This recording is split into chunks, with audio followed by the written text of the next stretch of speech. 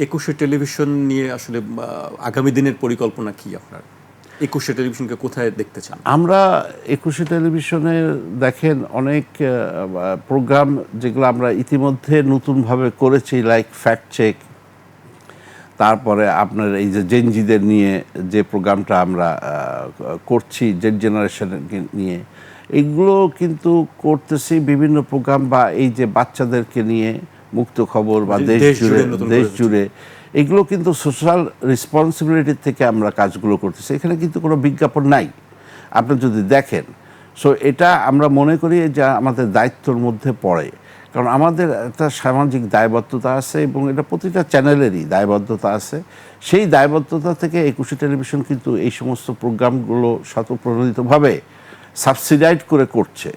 তা সেখানে আমাদের আরও কিছু করার ইচ্ছা আছে, যে যেমন এনভায়রনমেন্টের উপরে কিছু কাজ করার ইচ্ছা আছে আমাদের, এবং আগামীতে ধরেন এই যে শিক্ষা নিয়ে, যাতে করে এই গভর্নমেন্টের বেশ কিছু নতুন প্ল্যান আছে শিক্ষা নিয়ে, সেখানে আমরা কিছু কাজ করতে চাই। এবং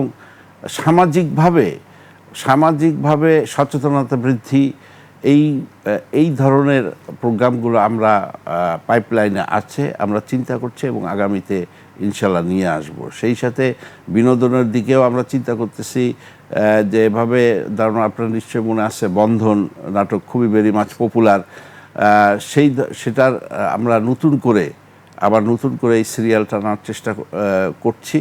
এরকম নতুন প্রোগ্রামের আগামীতে প্ল্যান আছে।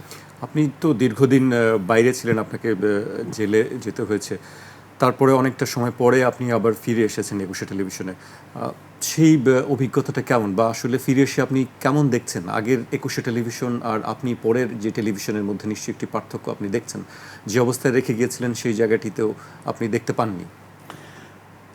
এই যে আপনার এই 5ই আগস্ট আমি যখন টেলিভিশনে আবার ফিরে আসলাম, তার আগে দীর্ঘদিন এটা বেদখল ছিল, দর্শকবৃন্দ জানে, প্রায় 9 বছরের মতো এটা দখল ছিল।